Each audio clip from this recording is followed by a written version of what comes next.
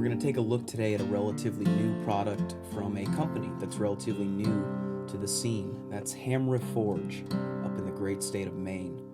These are the AFR Undercover J-frame grips, AFR being American Fighting Revolver, run by Darryl Bolke and Bryan Eastridge. I am a subscriber of AFRs, and I encourage you, if you're into revolvers at all, you should definitely check out their site. A lot of great info there. Anyways, I've been following Hamre Forge for a while. I got a set of their grips for my LCR, which I really liked. I think they're doing a great job with some new designs and also recreating some classic grip designs for different models of revolvers. Just doing cool things. So when these got announced, being both a fan of Hamre Forge and American Fighting Revolver, I figured I had to get a set and check them out for myself. So the Undercover grips are a boot grip design for the Centennial Model J-frame. They're made of PA12 semi-hard polymer, and this is from Hamre Forge's website. I quote, "It's not soft like rubber, but not hard and unforgiving like G10. Hamre Forge uses what they call their rough out texture, which is kind of hard to describe. It's really just the perfect middle ground between a smooth grip that is going to not be uncomfortable up against your skin or to get in and out of a pocket, but giving you enough traction where you can get a good grip on the gun." I don't really know exactly what they're doing here or how they're texturing this, but it just, to me, is the absolute perfect blend between having a gun that's easy to carry and comfortable to conceal and still being able to get a good hold on it in various conditions. They just did a great job with the texturing. So as you can see, it has a covered back strap as opposed to an open back strap like many J-frame grips have. And what they were going for here was to increase the trigger reach to that of a Smith & Wesson K-frame, which is the next frame size up from a J-frame. A lot of people view the K-frame as kind of the ideal shooting Smith & Wesson.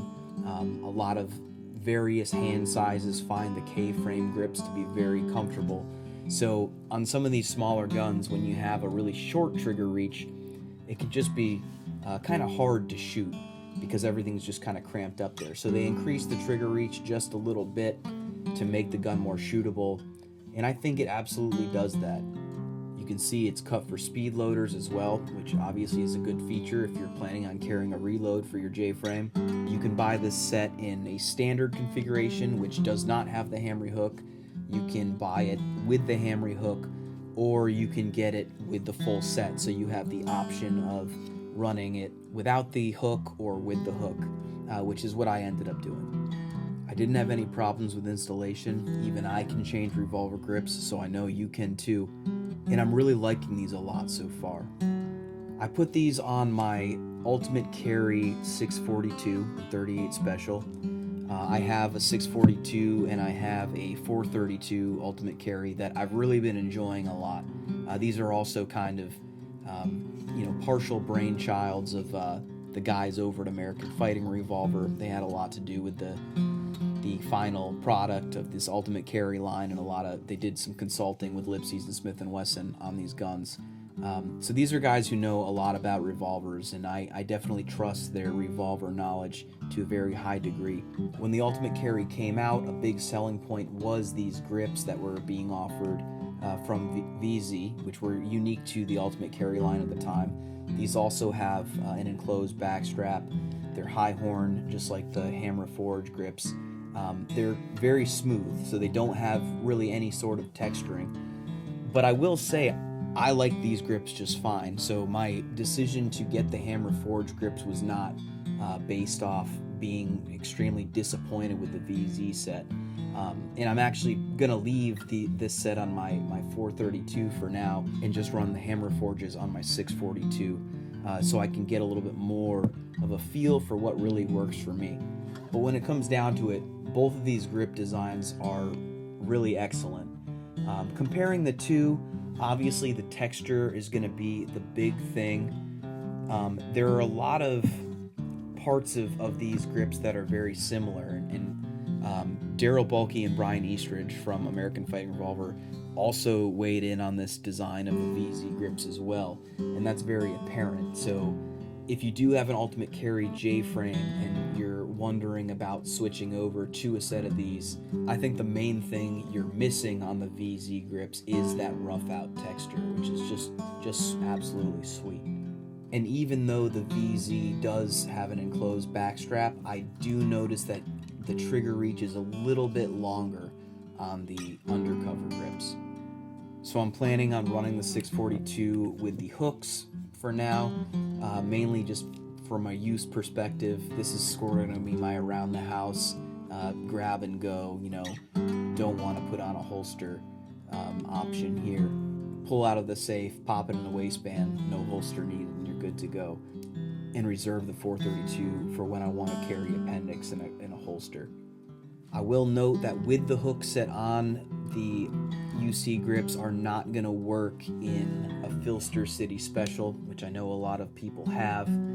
Just something to note, you can definitely take a Dremel to the holster and modify it and make sure that there's clearance. I had a similar problem with my LCR where it wouldn't fit into my City Special for that pistol, and it wasn't really a big problem just to modify the holster and cut it down. But some of you might be worried about that. I don't know if I have enough time on these grips to really give you a super informed opinion on them.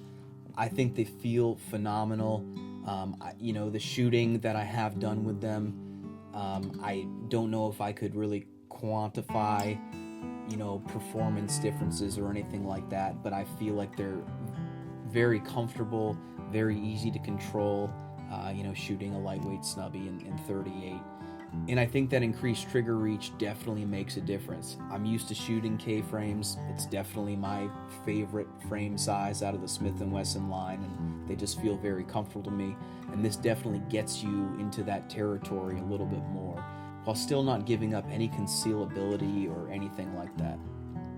So that's just a little overview of the Hamre Forge Undercover grips. If you're interested, check out what Hamre Forge is doing with their revolver stuff. I think you'll be pretty intrigued. And definitely check out AmericanFightingRevolver.com if you're interested in really getting some good knowledge from people who know revolvers inside and out. Thanks for watching, guys. Talk to you next time.